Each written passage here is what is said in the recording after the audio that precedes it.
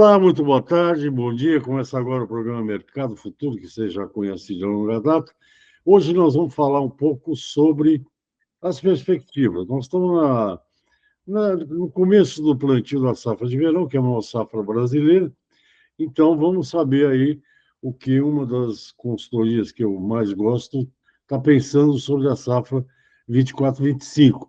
Quem vai conversar comigo não precisa de apresentação para quem acompanha o programa. Para quem não acompanha, é o engenheiro agrônomo César de Castro Alves. Ele é gerente da consultoria agro do Itaú BBA. Já tem apesar de ele ter esse rosto jovem, ele já tem 2 décadas aí como analista setorial e do agro. Ele é formado agrônomo aqui pela Unesp do Estado de São Paulo, é mestre em economia aplicada pela Exalc, a famosa Exalc USP, e, enfim, está aí no meio, trabalhando já faz algum tempo. E antes de eu passar a palavra para o César, eu queria dizer que ele e a equipe toda que está aí trabalhando no Itaú BBA está de parabéns. Estou acompanhando sempre o agro semanal, o agro mensal. É uma análise muito boa, independente de eu reutilizar algumas, eu utilizo, mas eles estão de parabéns, o trabalho é excelente. César, muito boa tarde, obrigado de estar por aí. Eu esqueci de dizer a picardia que eu sempre falo. O César é mineiro, então aprecia um bom café, um queijo da canastra, evidentemente, e também pão de queijo, né? Agora parece que nas Olimpíadas agora estão usando frases, virou meme, né? O Brasil ganhou da Espanha, sei lá. Aí era assim, pão de queijo is better than croissant, ganhou da França, né? César, vamos lá. Muito obrigado. A primeira pergunta minha é o seguinte. Ai, a câmera caiu. Bom, a minha primeira pergunta é a seguinte. Eu estou achando, não estou entendendo muito bem por que o entusiasmo dos produtores de soja crescendo a área, acompanhando Chicago, que a soja está com preços bem baixos em relação aos US$ 15 por bushel, que os produtores devem se lembrar com alegria. O que justifica o plantio, aumentar a área de plantio no Brasil? Obrigado.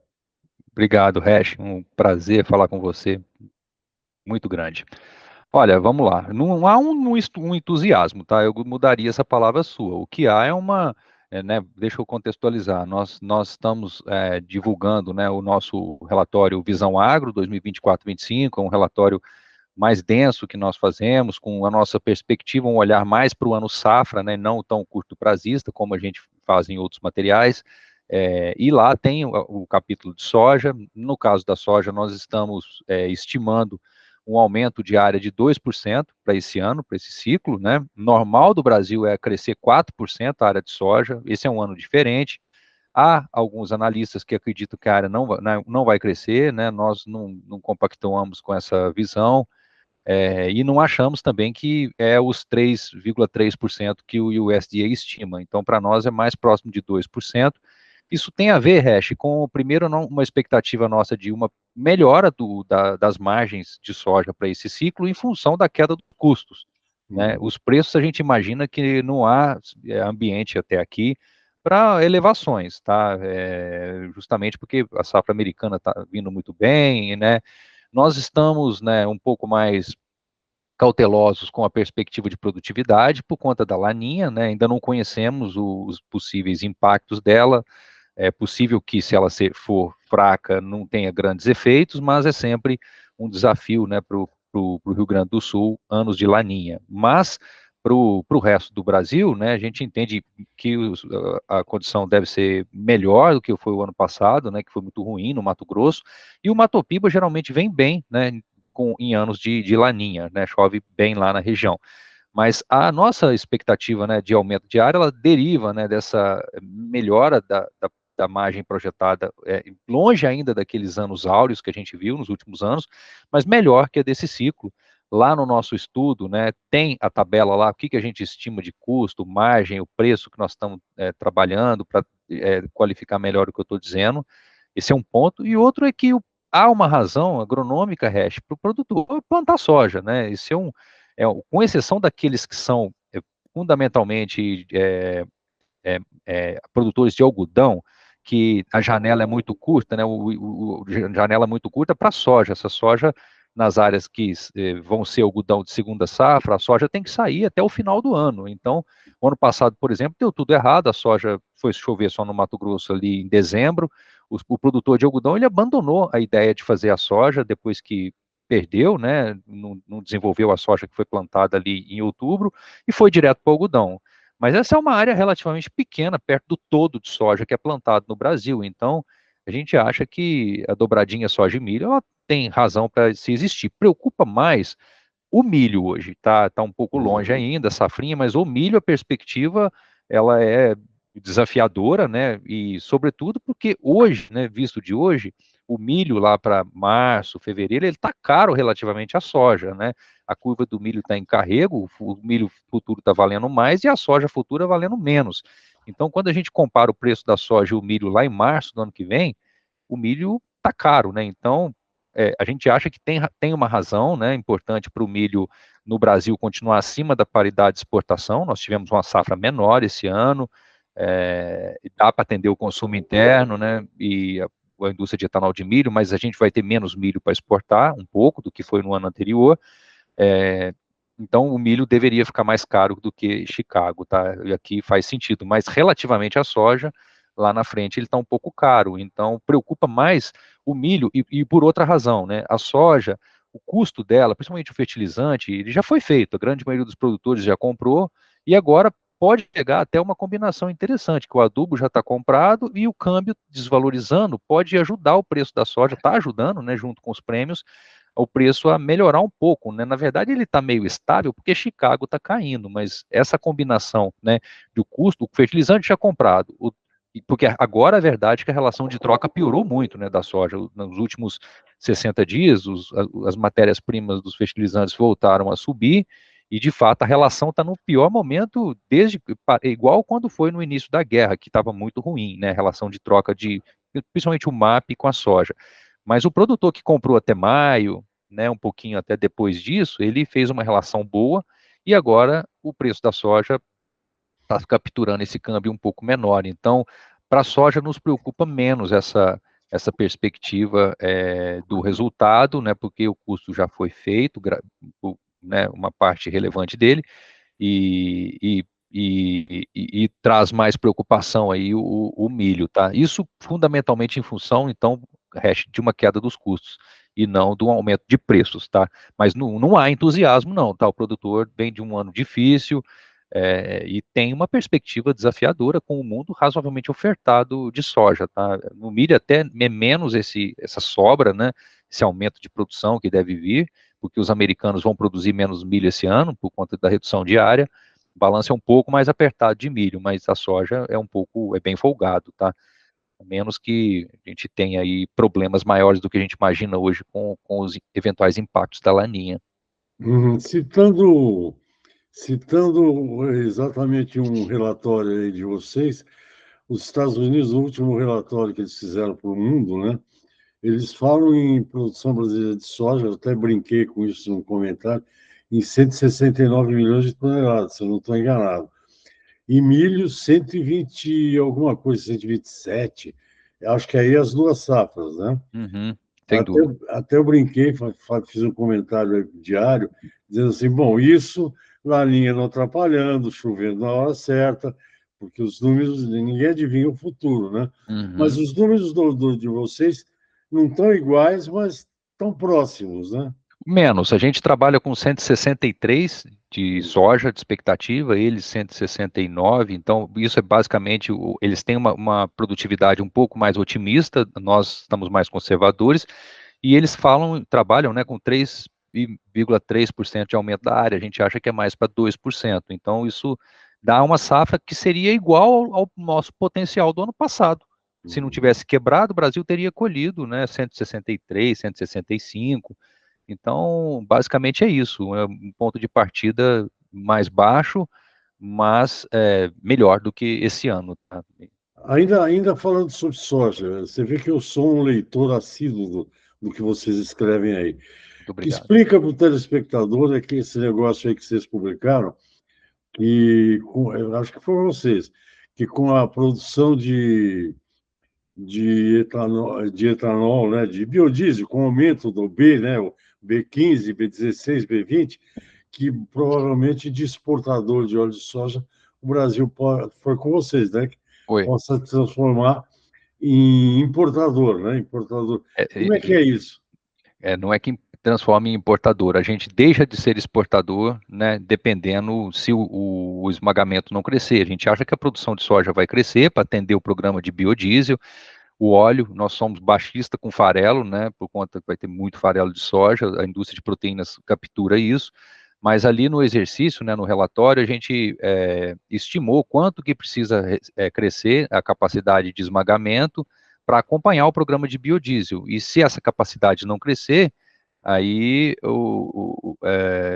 dependendo dos cenários que a gente desenha ali, o Brasil passa a não participar mais da exportação, né? Nós não vamos ter mais disponibilidade para exportação se não crescer. Então, esse foi um outro estudo, não é o Visão Agro, tá? É um estudo que a gente fez sobre óleo de soja e esmagamento algumas semanas atrás, né? Está disponível lá no nosso site também, é bem interessante ali. Então é isso, Hash. A gente está, nesse ano, a mistura de biodiesel foi de 12% para 14%, está previsto para 15% o ano que vem e com um cronograma de aumento, né? Então o Brasil vai precisar de mais esmagamento, né, para poder atender o programa, e significa que a produção de soja deve ter o estímulo, né, através do óleo para crescer, né, no Brasil, e é isso.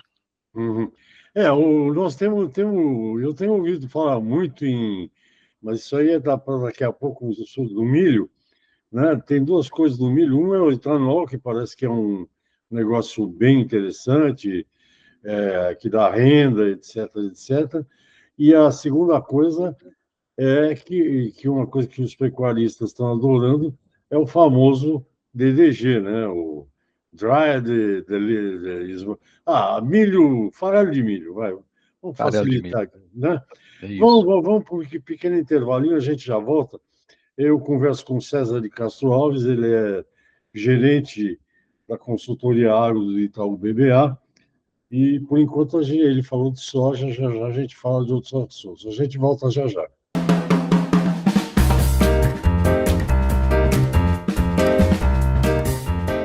Ok, eu estou de volta ao programa Mercado Futuro. Hoje a conversa é com o consultor, com o gerente da consultoria agro do Itaú BBA, meu amigo César de Castro Alves, e a gente, no primeiro bloco, falou mais de soja. E agora eu queria falar um pouquinho de milho. Só queria te falar um negócio que eu achei interessante, que é uma questão comercial entre Brasil e Estados Unidos. O Brasil, os norte-americanos, lá o pessoal dos exportadores, estão emburrados porque o Brasil cobra do etanol de milho que eles vendem para nós, né? E, do lado de cá, os exportadores brasileiros de açúcar também estão mais emburrados ainda porque tem cota para exportar açúcar para os Estados Unidos. Então, e estão discutindo isso, né? Então, eu não sou dono de nada, de verdade nenhuma. O que eu acho que tem que haver aí é o seguinte: libera a exportação de açúcar para o Brasil e a gente facilita um pouco a importação de etanol de milho. Não sei o que você pensa, nem se você quer falar sobre isso. Mas vamos falar de mercado de milho. O que a safra 24, 25 nos trará, segundo a sua opinião? Nós achamos, Hash, que é, o milho tem um cenário mais desafiador, né, visto de hoje, né, para o Brasil, do ponto de vista de margens, porque a comercialização está muito atrasada, né, a venda de fertilizantes para a safrinha também, as relações de troca pioraram muito nos últimos 60 dias, né, com a alta dos custos, né, das matérias-primas, e o produtor ainda vai fazer essa aquisição pela frente, e o milho, né, relativamente aos custos, tem uma conta mais apertada, visto de hoje. Então aqui, né, a gente, uma cultura, por exemplo, que tem crescido muito é o gergelim em áreas de milho safrinha, né, em algumas regiões, notadamente lá no Vale do Araguaia. O produtor está de soja, né, está buscando uma alternativa para a safrinha, está olhando para outras culturas.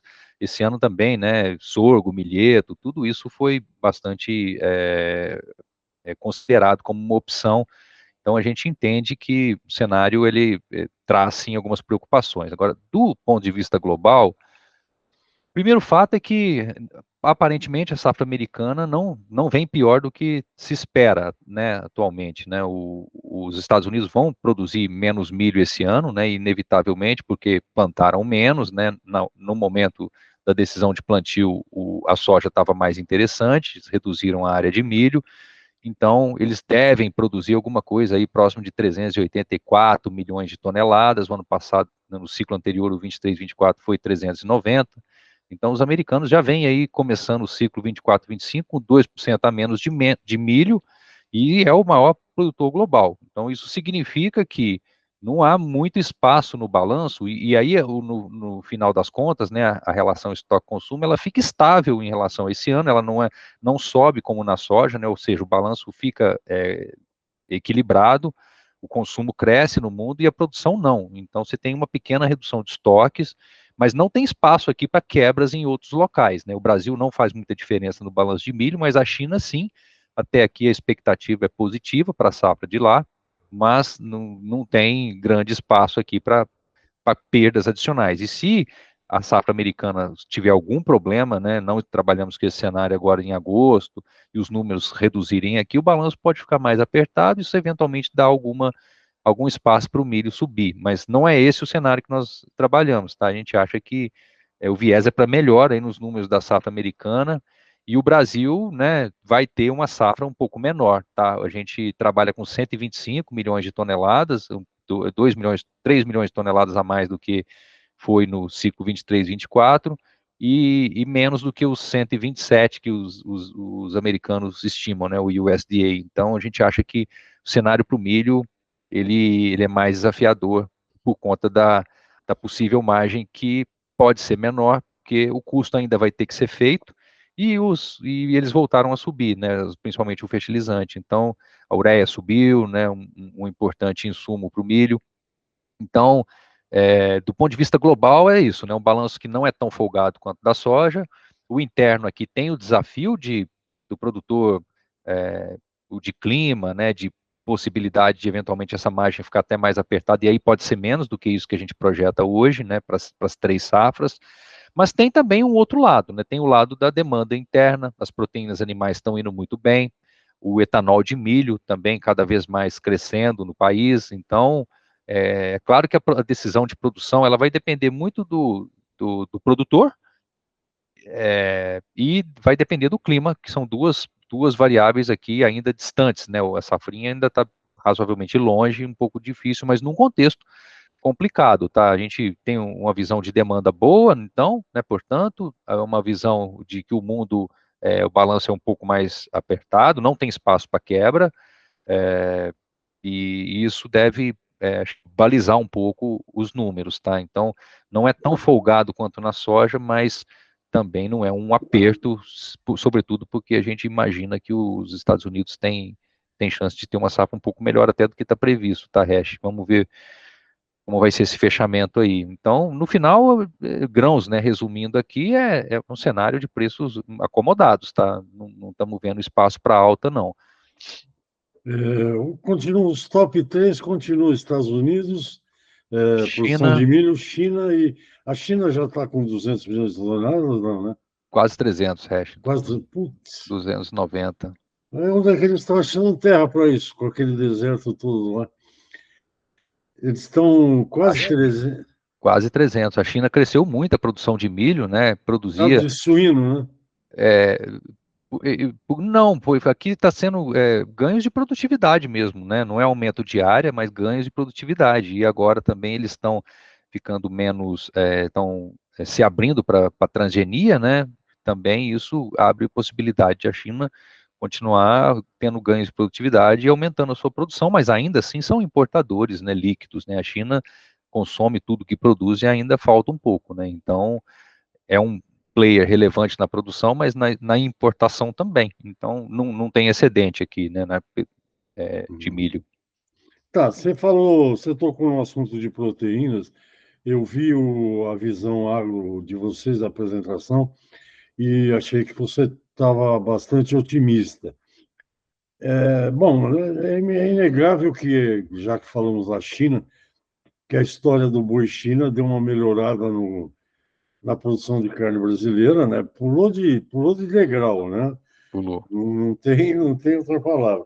Mas nós tivemos aí uma encrenca com as famosas galinhas, mas parece que já está resolvido. E suínos, ontem mesmo eu estava lendo que parece que houve recorde de exportação em junho ou julho. Nós estamos em agosto, pode ser ter sido em julho. Júlio. Qual é a tua visão de proteína animal daqui para frente, pelo menos até o final do ano? Hash, a nossa visão é otimista primeiro pela lógica dos custos, né, com as rações tão baratas, né, em grande medida o resultado das processadoras, né, de suínos e aves foi muito bom no primeiro semestre, refletindo essa conjuntura. O caso do suíno as margens estão melhores porque a produção está mais contida, né, mais equilibrada a demanda.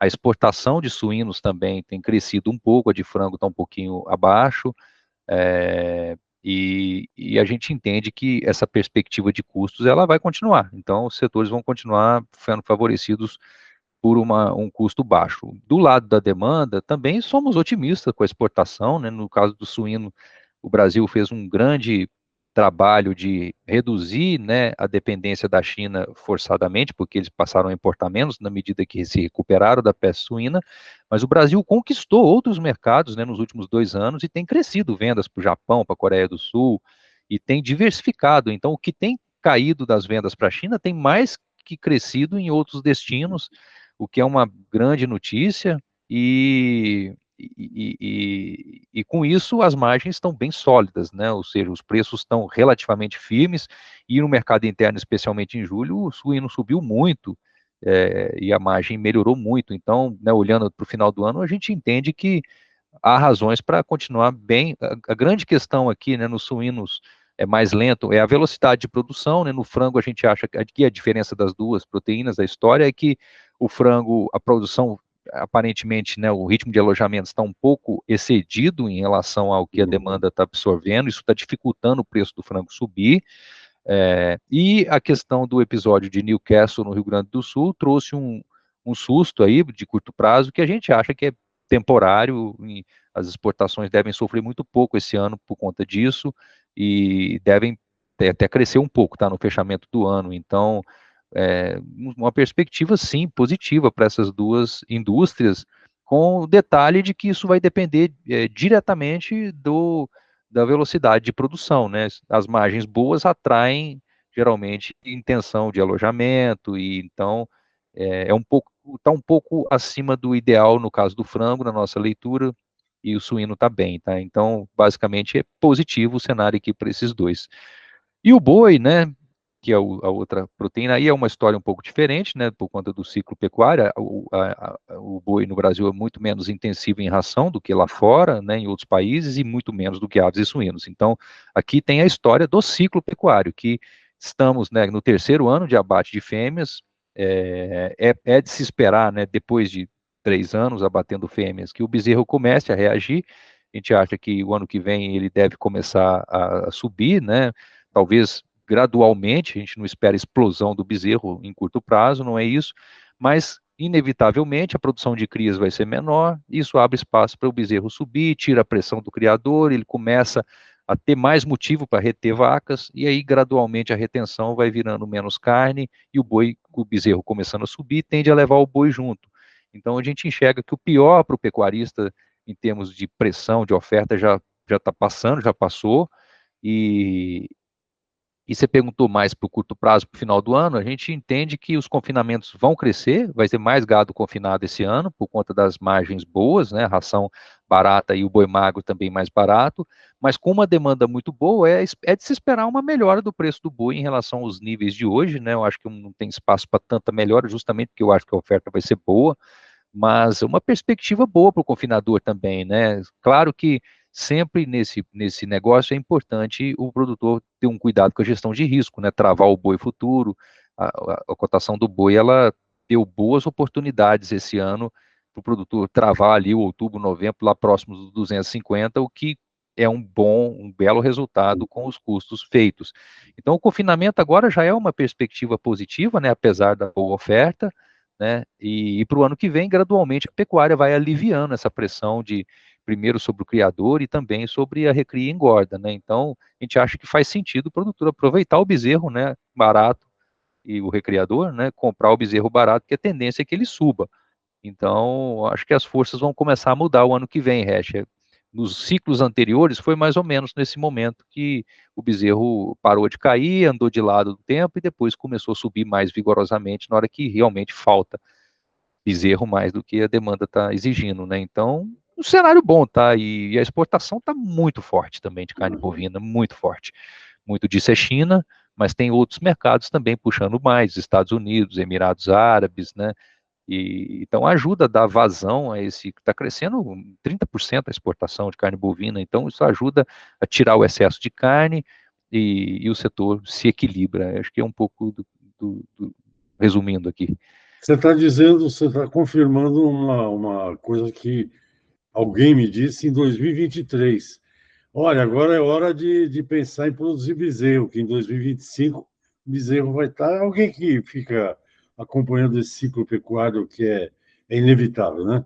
E o que você está dizendo é exatamente isso, que o bezerro deve dar uma elevada. Agora, o brasileiro todo comer picanha está distante ainda, mas essa é uma outra questão, né? Coisa de renda. Vamos a um pequeno intervalo e eu volto já já. A conversa é com César de Castro Alves, ele é da consultoria agro do Itaú BBA, gerente lá, e dando uma geral. Nós estamos no começo, praticamente entrando na safra de verão, que é a maior safra brasileira, e o César está falando sobre as perspectivas que podem acontecer aí. Nós voltamos já já.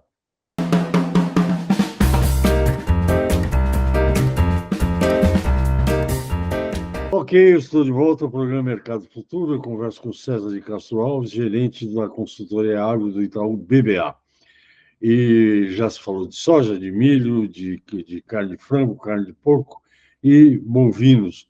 Vamos falar um pouco das enormes propriedades de café gourmet do César, lá no sul de Minas. Acho que é sul de Minas, será que Não, senhor, é no Cerrado Mineiro. Cerrado Mineiro, Mas café. mas é só amigos que eu tenho lá, viu? Propriedade Isso. eu não tenho, não.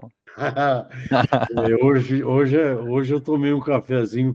Agora tem uma empresa aí que faz um café do Cerrado Mineiro. É o que eu estou tomando aí. Boa acidez, muito bom.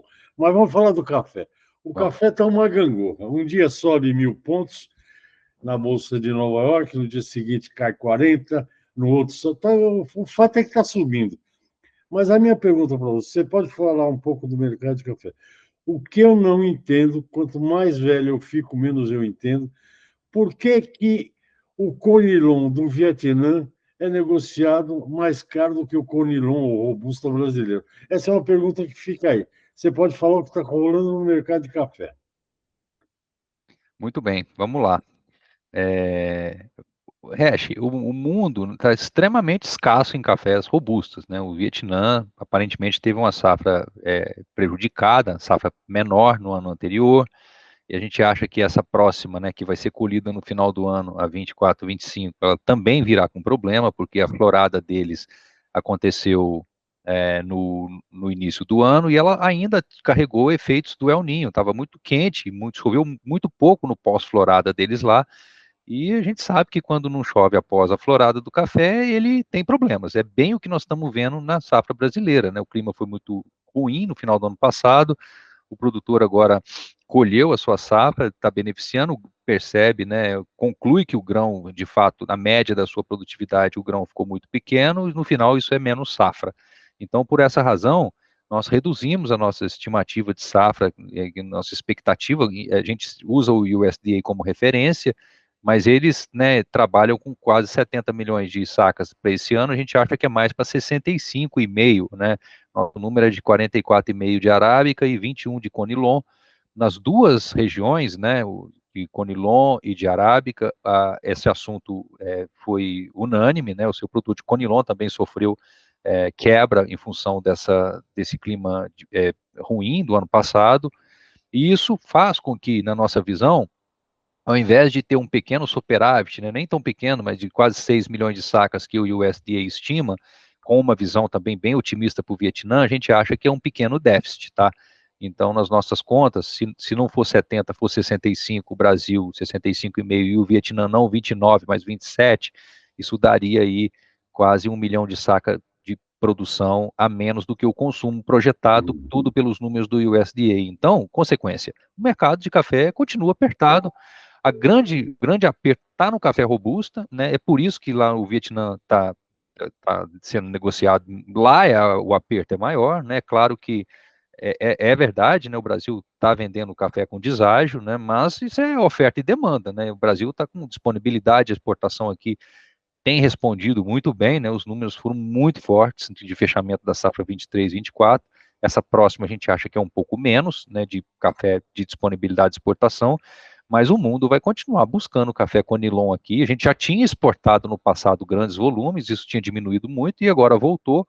O mundo redescobriu o café Conilon, né, como até está exportando para países produtores, como o Vietnã e outros, dada a escassez, tá? Então, você tem também problemas logísticos aí no mundo, né, dificultando a transferência do café da Ásia para os centros consumidores, da Europa principalmente, né, eles estão tendo que fazer os desvios ali pelo Cabo da Boa Esperança, que chega muito mais caro e muito mais demorado na Europa.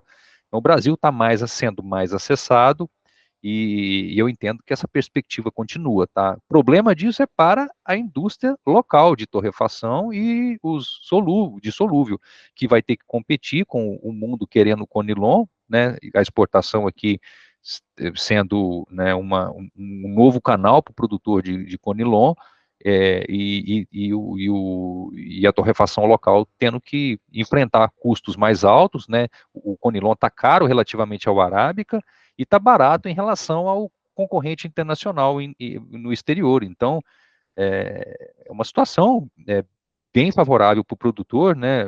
E o de Arábica também, porque os preços do Arábica foram junto ainda estão baratos, né, relativamente ao Robusta lá fora e aqui também.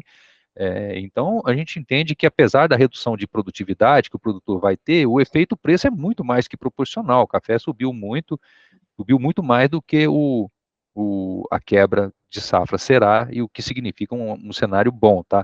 Mas um cenário perigoso, Hash, porque o café, como você falou, ele está muito volátil, os fundos estão muito comprados em café, então, se o noticiário ruim, que acho que ainda tem coisa, né, ainda tem o Vietnã com uma safra ruim pela frente, ainda tem o Brasil, né, com uma safra um pouco menor esse ano, então, tudo leva a crer que a safra asiática, que tende a ser favorecida pela laninha que vem aí, ela só vai é, poder ser boa no final de 25, que tem que passar pelas floradas do ano que vem, com um clima bom, que não foi o caso esse ano. Então, um balanço bem apertado, tá, de café, não à toa os preços têm subido bastante. Então, exige cuidado aí sob a ótica das tradings e mais mesmo os produtores, tá? Quem não está fazendo nada, não tá negociando, está só esperando o preço subir mais, pode estar perdendo um pouco a chance de garantir a sua margem, tá? Porque o custo do café está muito menor do que os preços, então justifica se proteger, tá?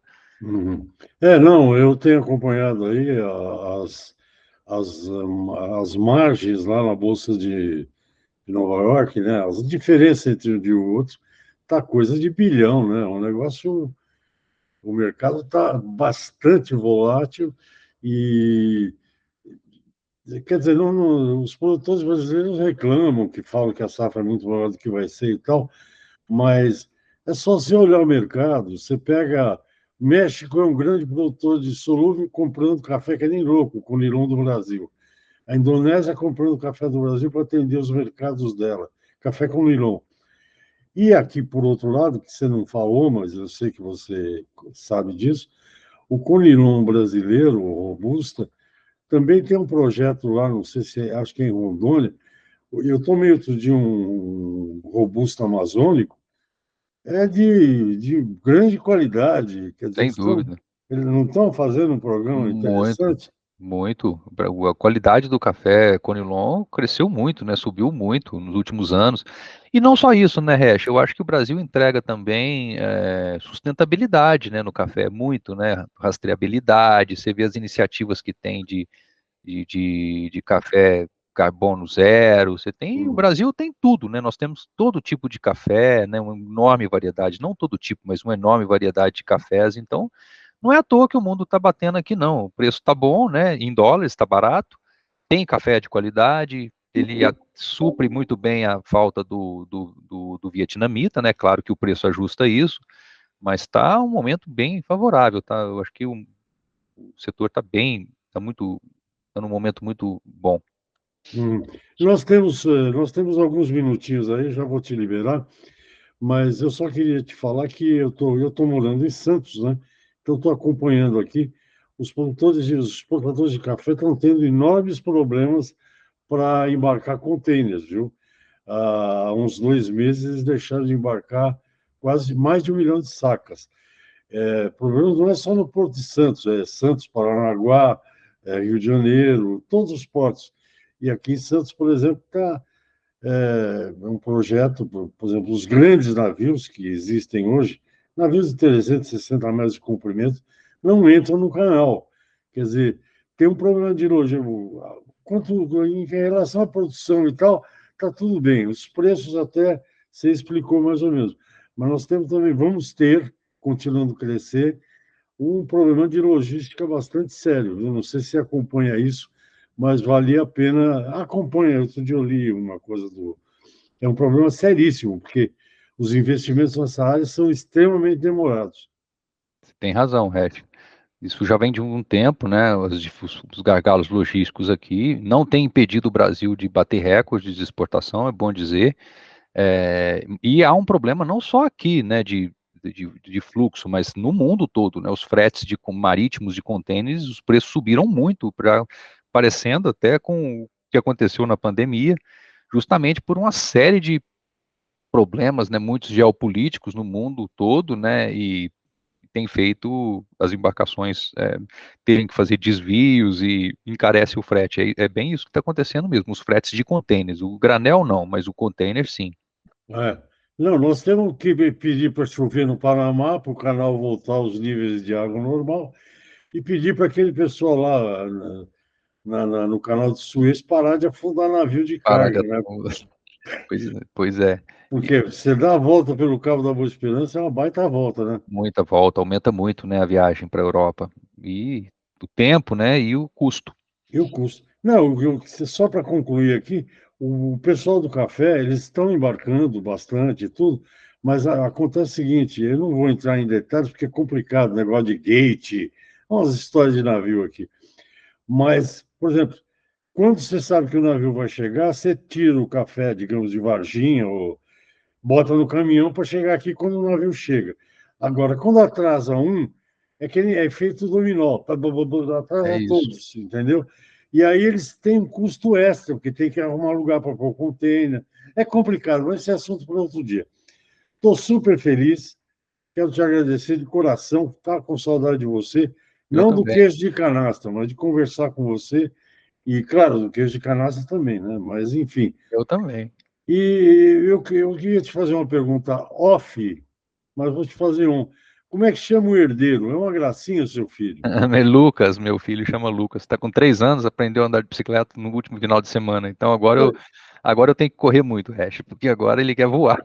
Ah, mano, é uma beleza, faz bem para o físico.